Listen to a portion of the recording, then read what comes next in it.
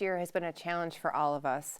Many people lost a loved one to COVID-19, and the pandemic has affected a lot of people mentally and emotionally. Today, we want to talk about a topic that should not just be present during a pandemic. Suicide is a public health crisis that affects people every day. Only if we take the time to educate ourselves and talk about it can suicide be prevented. Welcome to Celebrate Michigan, the show produced on the campus of Medina University. I'm Chris Benson, and today's guest dedicated her life and work to prevent suicide by founding the Detroit-based nonprofit organization 6 Feet Over. Kate Hardy is here today to answer the questions that way too often remain unspoken. Kate, it's such a privilege to have you on the show today. Thank you for joining us. I'm happy to be here. Thank you. So 6 Feet Over, I have to ask about the name. Okay. Where did that come from? So our outreach program came first, and as I'm sure we'll get to, but It's not the most appropriate name for all settings.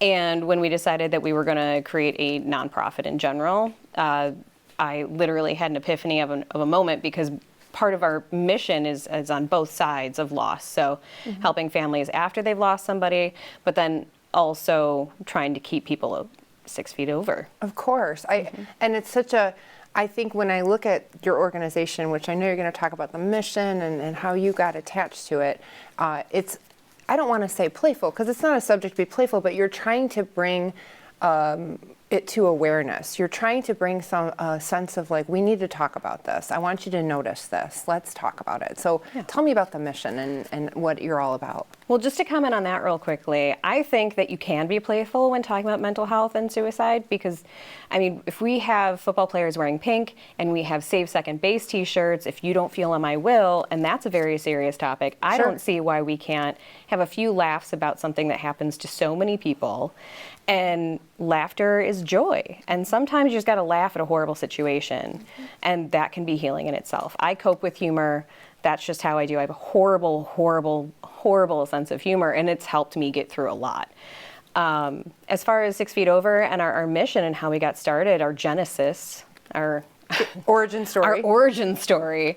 I lost my mom in 2003 to suicide. And since her death, I have since lost 8 of my friends. So obviously I have a lot of experience with loss, but my mom's death taught me a lot about the loss survivor family impact part of it. How nobody comes to you directly after and tells you that there's a name for what you are. You're now a suicide loss survivor. I wouldn't have guessed that in 1,000 years. People don't know what options are available, what resources are available to them. Also, you realize you're closed off. It's not a casserole kind of death. So giving loss survivors a chance to talk about what they're going through with somebody who's gone through it themselves immediately after is super helpful. And then also knowing that finances are an issue for people after a loss. I learned that especially with my friends' losses, because we would end up having shows and fundraisers for their families to be able to continue on and pay bills or pay for the funerals. So just kind of bridging the two together, we figured out we could probably raise money to help people with these costs, help find them additional resources so that way going forward they're not struggling and they can figure out their new life, and then get them counseling or find counseling resources for them. So it's like a full package of love. Outreach-wise, I come from a large band of misfits and weirdos and people who look a little different than what might be considered mainstream. They're musicians and they're artists, usually in the service industry or music industry. So understanding that they don't have paid time off, they don't usually have insurance through a lot of their jobs. The idea that making music was something that they did, but they used their mental health concerns as their muse. And just knowing that I was losing so many friends within that community, it wasn't being talked about appropriately, and the supports weren't done right. So for me, it was really important that I taught my community that it's okay to talk about it. It's okay to not use it as your muse. It doesn't have to be. And just do all sorts of question answering. I'm just overwhelmed by your organization and all that you've talked about. And I think that what struck me is it's very different than other organizations. Yes. How do you see it as different? What do you think differentiates you? Well, for one, we're the only nonprofit in the United States who provides financial assistance to suicide loss survivors. The only one. I saw the application on your website, and I wanted to talk to you about that today. I was like, it gave me pause to say, oh my gosh, I've never seen anything like this before. Yeah, it's because you haven't. There it is. Yeah. It's usually something, okay, we'll give loss survivors support, like emotional support. We'll help them find counseling. But there's a lot of behind the scenes things that nobody really thinks about that become extra stressors. And loss survivors are already at a much higher risk of suicide themselves. That's why you see it in school clusters and family clustering. Mm-hmm. But financial concerns can be a big part of that. So paying for the biohazard cleanup that most people don't really realize is needed in a lot of cases, with firearms being the mode of death for almost half of suicide deaths. And then stop right there, because I saw that in your application, and I was hoping you'd explain that, and I'm glad you did, because again, the cleanup, no one talks about that part of it, that very hard part of it that your organization is saying, you know, if this is something that happens in the home, there's a lot of work that goes around dealing with that, and you're trying to help make that a little easier for folks that experience it. Yeah, just that alone, if you imagine somebody not knowing that there's an organization that might be able to help you with that, or if you're a renter, it should be covered under your renter's insurance. Actually, your landlord's insurance is what it should be covered under. They end up doing the cleaning themselves. So not only is that a risk to their own health and well-being, but future tenants of the house.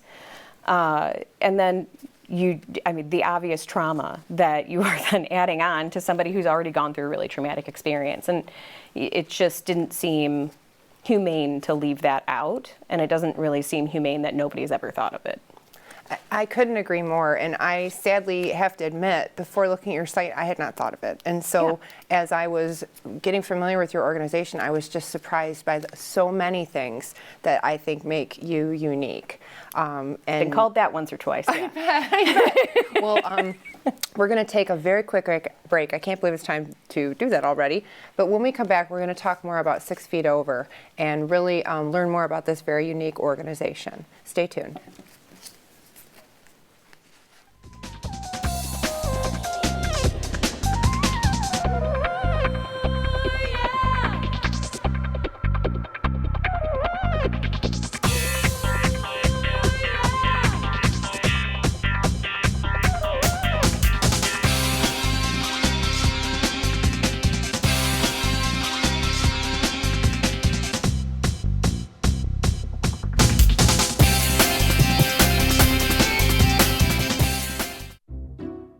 I'll never forget the day our landlord called and said, read your lease. No pets allowed. My owner tells him my dog ate the lease, but that didn't work. And now I'm stuck in a shelter. But this pit bull is ready for a new crib. I'm loving, loyal, and play well with others. So don't be intimidated by all my muscles, because the biggest one I have is my heart. That's right, I said it.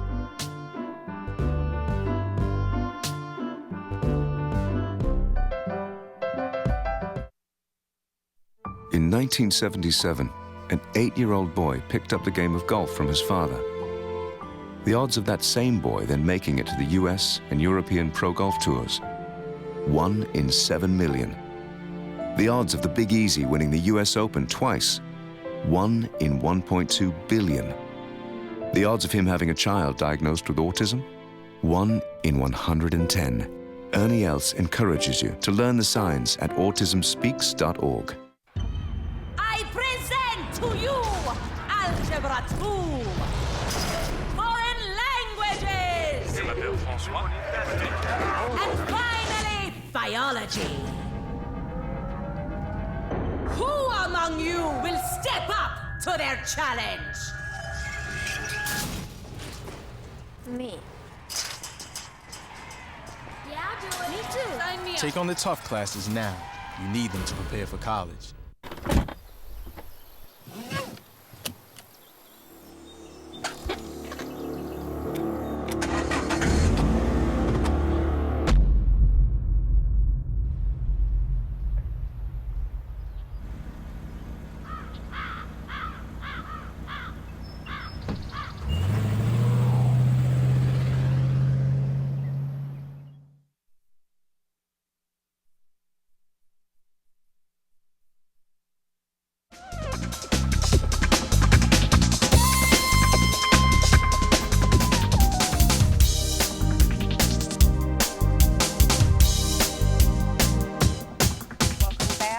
Celebrate Michigan. I'm Chris Benson, and I'm here with Kate Hardy, the founder and executive director of the Detroit-based organization 6 Feet Over. Okay, so again, I'm really appreciating that you're so open about this subject that many people are not open to talking about. Yeah, it's yucky, yuck, taboo, yuck. Like, just don't want to, consider it, and we are today. So talk about some of the risk factors for suicide, or that, let's give some information to folks that are watching right now who may not be familiar with the subject. I'm going to put a small caveat out there. Yeah. So somebody you love may experience all of the risk factors and warning signs, but they could also experience or show none of them. Sure. So just because somebody you love does die by suicide, it does not mean that you missed something or did something wrong. Putting that out there. I love the fact that you said die by suicide and didn't say commit suicide. Yeah, well, commit, it has a tone of like a sin or a crime, when in fact, the church has said for years that it's no longer a sin. So looking at it from a pain point of view, just Sure. like we do any other health issue, is important. Excellent language. I'm sorry, and I interrupted you. Please. Language tell is so important. It is. Yeah. So risk factors, there's a lot of them. Being a loss survivor is one of them. Recent large devastating events, and devastating can mean so many different things and so many different levels to people, but it could be as small as getting what I consider small, let's put it that way, as getting a B+ on an assignment versus an A. It could also mean your house burnt down. So devastation is different to everybody. It could be that they have had previous suicide attempts. It could be that they have a diagnosed mental health concern. There's a lot of different risk factors. Substance abuse is another one that's usually a co-occurring risk factor.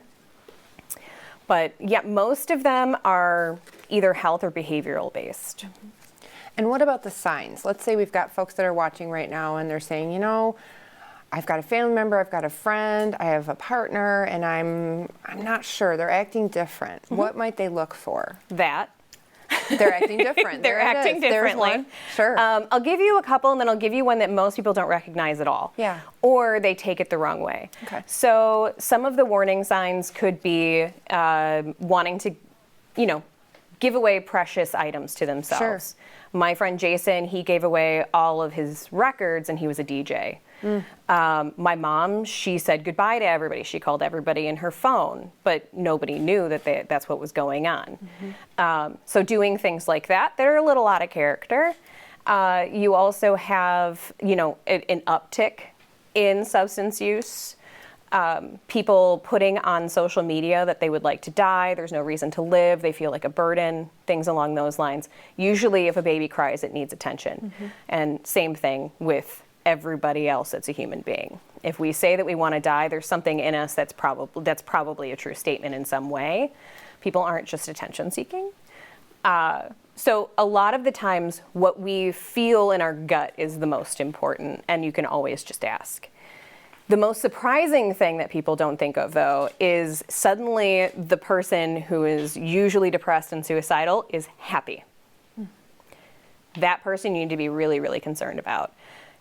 It can mean, and I'm not saying that it is across the board, but it is very likely that that person has made up their mind that they are going to die by suicide. They've started their plan, they have the means to do so, and they're now tying up loose ends. What it is, they're seeing the light at the end of the tunnel for the end of their pain. So suddenly now they go from somebody who's feeling hopeless to somebody who feels hope in the fact that they feel like they're going to be dying very soon.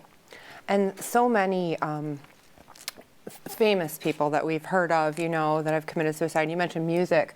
Of course, here in the Detroit area, the death of Chris Cornell hit me particularly hard. I was a huge Soundgarden fan. And so I think a lot of times people think, well, gosh, those people don't have problems, right? Because they have so much money, or they have fame, or those kind of things. And everyone does. I mean, everyone swims in the same waters when it comes to this, it sounds like. Yeah. I think we need to refocus as a society on suicide and mental health is not just because you're broke and you're having relationship issues or whatever. It's not your life is crumbling around you. It's a health issue. So saying somebody who has a lot of money shouldn't die by suicide is a lot like saying they shouldn't die from MS. because they have money. If you put it in any other medical context, it makes zero sense. We only do that with certain deaths, and suicide is one of them. So, I mean, you can have everything in the world, but your brain is telling you that you're a burden and you need to die.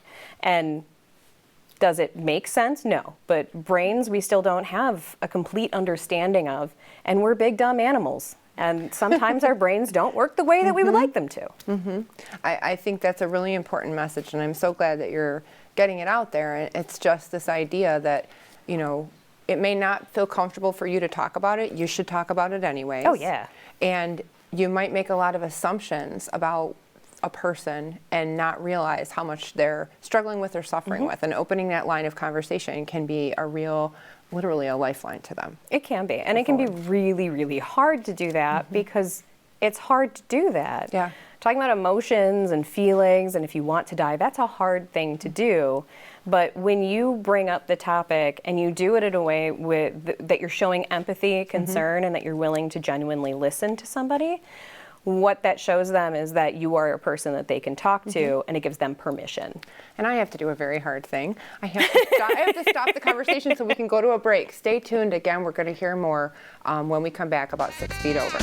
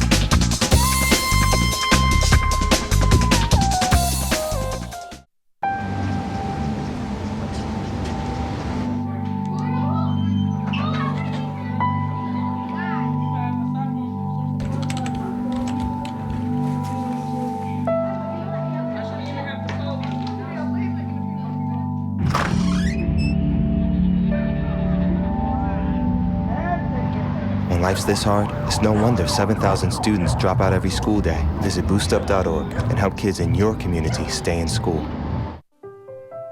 So we were walking to school. I started thinking about lunch. Mom packed me turkey and cheese. She's I really smart. want cheese pizza. Sometimes her mind wanders. We should have a sleepover. I remember saying, Laura? I think I heard Mom say something. The sign says don't walk. Sometimes it's so overwhelming. I really hope she doesn't I have really another hope I bad don't day have another bad day at school today. When you can see learning and attention issues from their side, you can be on their side. Go to understood.org, a free online resource with support and tools to help your child thrive.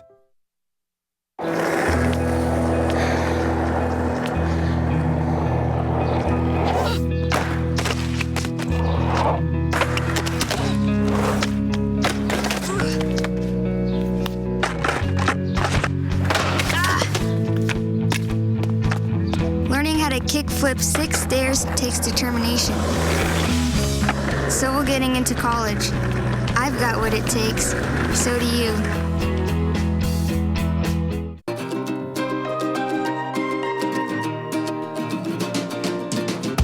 Madonna University's Broadcast and Cinema Arts program is preparing me for the future. I'm learning from industry professionals, making connections, and honing my skills from hands-on experience every day. The professors are dedicated to my success, instilling professionalism, creative thinking, and a strong work ethic. Join Madonna University's Broadcast and Cinema Arts program. Earn your Bachelor's of Arts and take that first step towards your dreams.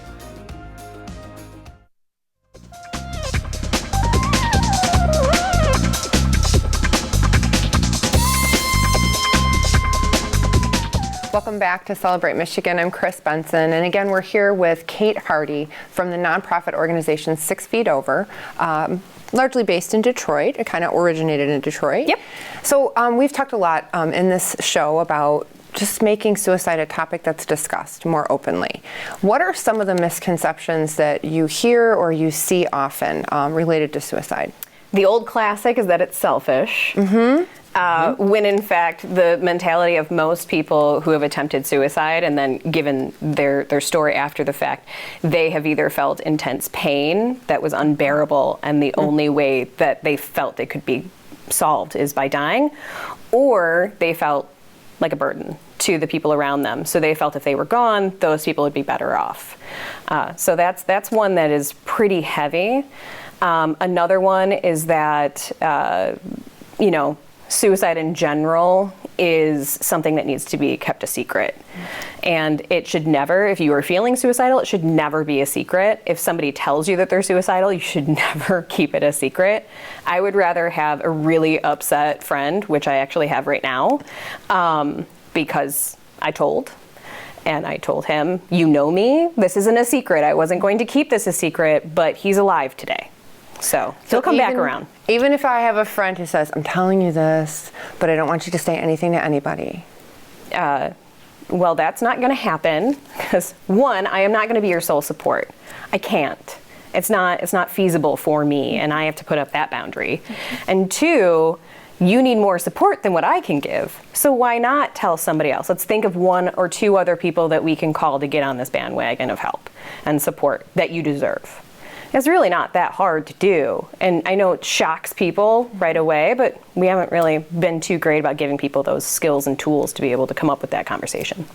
And how do you think during the pandemic, of course, which we're still in the midst of, how do you think suicide or the approach to suicide has changed, or has it stayed the same during the pandemic? What are your observations? Do you mean by clinical media? Yeah. Everybody? Yeah. So like everybody.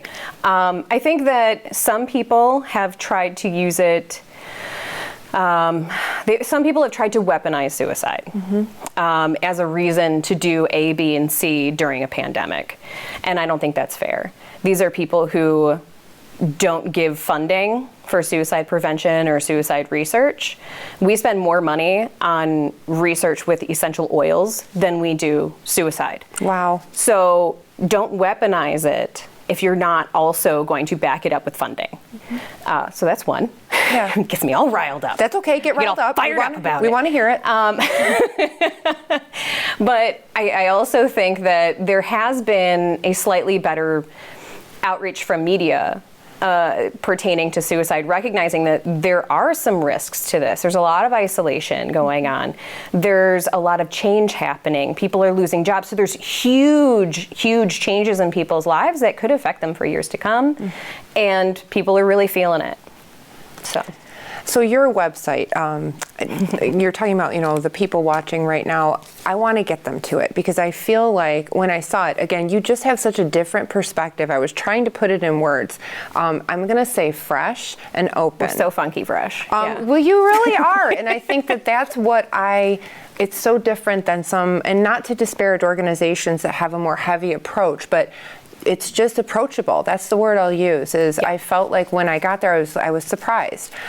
So I know you've got a lot of merchandise on there, and you have a really interesting slogan or motto. Would you share that? Our outreach program, so what we normally go to like bars and concerts and festivals, is Suck It Suicide. There it is. And that's what came first, and it's because I did a fundraiser for another organization, and I had a show. I put together a giant show with all my friends' bands, and I called Suck It Suicide. I called it Suck It Suicide because I'm a 12-year-old. Like, suck it. I'm 12. And it just kind of stuck. So that's what we've gone with. It has, it's very focused, or it was very focused within like the music and art community. So it has that kind of vibe to it. Most of our shirts look like band shirts, but with resources on the back. But yeah, we have a pretty extensive merch kit, including our punk rock hat. Just says Suck It on the brim. And what is your website again? Tell us. It's 6feetover.org, so SIXFTOVER.org. And I know I saw there was merchandise there were resources there. Yeah. What else is there where folks can just come to it? What can they find when they go there? So we do try to put a lot of our website itself is mostly information about who we are, but if you or someone you know has lost somebody to suicide, we have an application on there for the financial and emotional assistance. Which I think, again, it caught me off guard, and I really stopped and thought about it and said, oh my gosh, this is amazing, because there were very few questions on it, but it was, again, like, what do you need? Like, what's going on at this time? Yeah. And someone will reach out to them. Yeah, there's a short form application that's on there, and it basically just weeds out whether or not you qualify under our IRS status. The person applying needs to be from Michigan, or the suicide death needs to be in Michigan, and that's pretty much it. Again, and I think, again, it's simple, it's clean, but it's also things that people might not find in other areas or resources. Like you said, it's a unique in that way. What do you see for the future of this organization? Eventually, we would like to move out of just the state of Michigan, which is, we only serve Michigan because finances. But eventually, we would like to at least do, the Midwest and then conquer the world. Wow. But I mean, we are considering chapters. We're doing a lot of work right now on figuring out what our future is. Well, I have a feeling it's going to be very bright because of what I'm seeing from you here today and what our folks at home are seeing. So I'm going to encourage everyone to please get to that website, check it out. We're so thankful, Kate, that you came here today. And Thanks for having me. Yeah, that you're talking about this subject that needs to be talked about much more. Yeah, I agree. Yeah. Well, unfortunately, that's all the time we have today. It was such a pleasure to have our guest here with us talking about 6 Feet Over, and we are so glad you joined us. We hope you will join us next time, and see you then.